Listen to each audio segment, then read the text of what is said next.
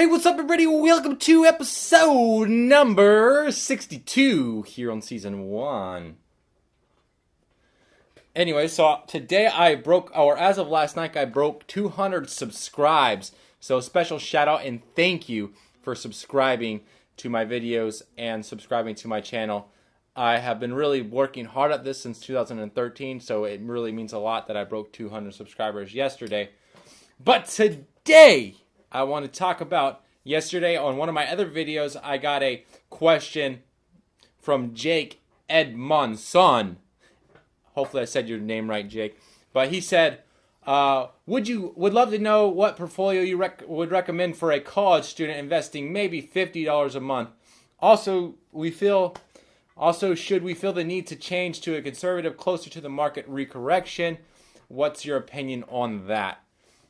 So, I labeled the video in college, what portfolio should I use? Obviously, because of the question, he's in college and he doesn't understand. Maybe he doesn't know which portfolio he should probably use.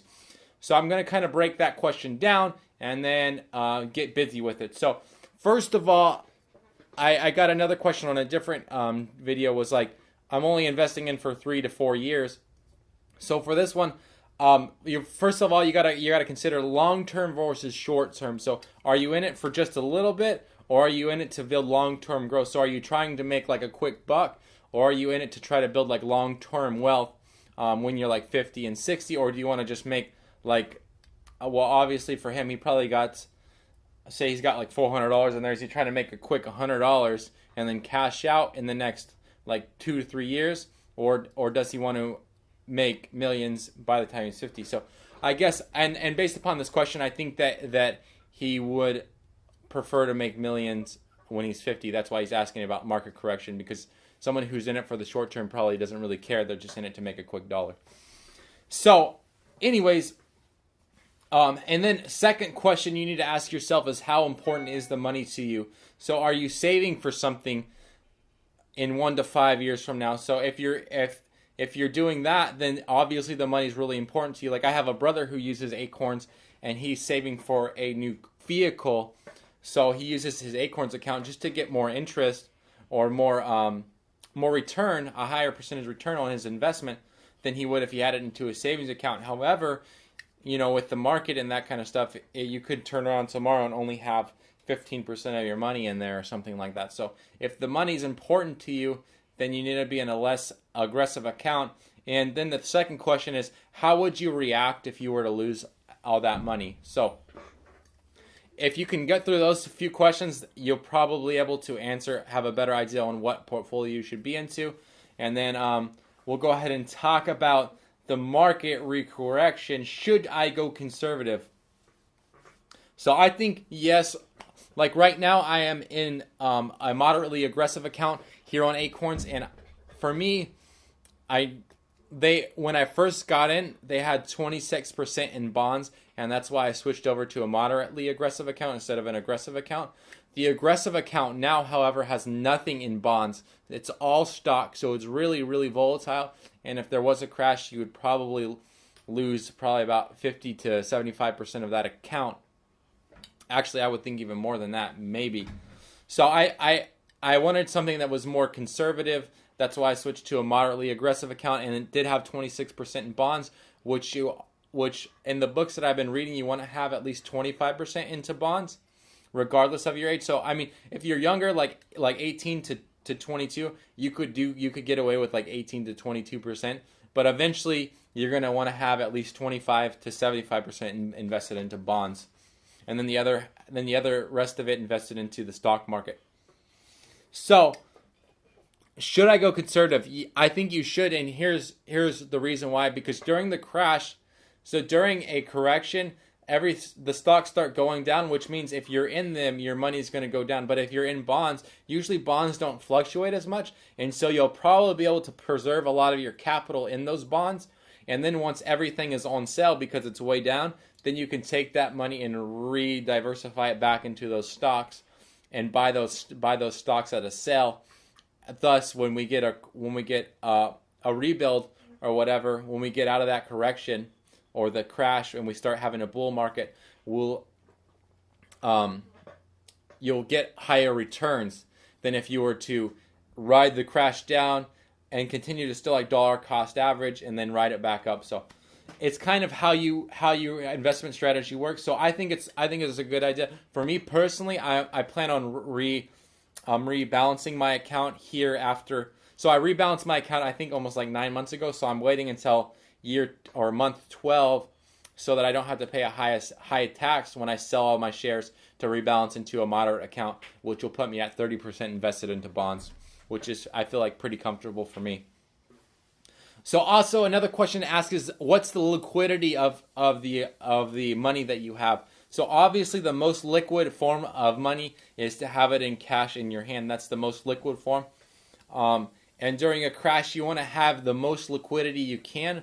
So I would suggest, like, for instance, if you think that it's going to start happening here soon, I think it's going to be within the next year or two. I would start, instead of doing 50, I would start like doing 40 maybe and holding 10. Like either I wouldn't put it into a checking account or something like that. I would just hold it, put it into a box, put it into a piggy bank, and store it as liquid cash. That way, when you need to, say the crash were to happen, you can take that and use it to invest, and you already have it in liquid form.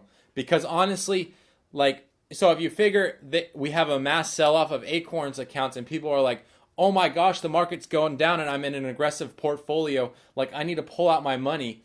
And so next thing you got this massive sell-off of all these shares. Well, Acorns could potentially lock your account. I don't know if that's in the contract that you signed. I didn't read it really, but they could have a lockup of that money. And so there wouldn't be any liquidity in there anymore. It would be locked up. So at least you have, 20% of your money in liquid cash, and then you can reinvest it when the market starts to return. Alrighty. And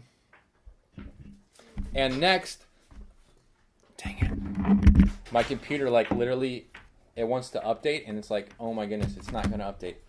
So next, so for the moderately aggressive account, you're 15% involved in bonds. I would suggest if you're hedging, if you're looking for a crash. What's up, Jacob? You want to come here? Okay. My son just walked into the garage, so he might want to be on the episode. So anyways, liquid cash. So if you're looking at hedging against a stock market correction or whatever, I would suggest being at least 30% or more invested into bonds. All right, here you go. 30% or more invested into bonds, because that's what's going to preserve your capital. Those don't fluctuate a whole lot with market volatility, so highs and lows and that kind of stuff. I would suggest for you, 30% is pretty good. I would say leave it in like a moderate, but you could even go, I would not do conservative just because you're so young. I would say moderately conservative, and then 2020 or something, I would change it back into a like moderate account or a moderately aggressive account. So I hope that gives you an idea on specifically how to invest with the market correction. Yes, hey, you want to say something? Hi, Dad. Oh, okay. You want to show them your bow and arrow? That's really cool. And a ruler. So anyways, I hope that answers your question. Let's go ahead and wrap it up. I guess we'll dive into the question of the day. The question of the day is, if you were a superhero and your arch nemesis turned into a cockroach, would he meet the bottom of your boot, or would you let him live as a bug? I would probably still crush him, just because he could, if he turned into a cockroach, he could definitely turn out of being a cockroach. Yeah? You see a worm and there's a worm. Oh, okay. You see a caterpillar and I being caterpillar and a blue one. Alrighty. Anyways, until next time, if you guys have any questions, feel free to post them down below, and I will get them on the next episode. Don't forget to subscribe up here. Check out how do I keep an 8% return on my Acorns account, and then check out this other cool video right in front of Jacob's face. And until next time, thank you for watching. I really appreciate it.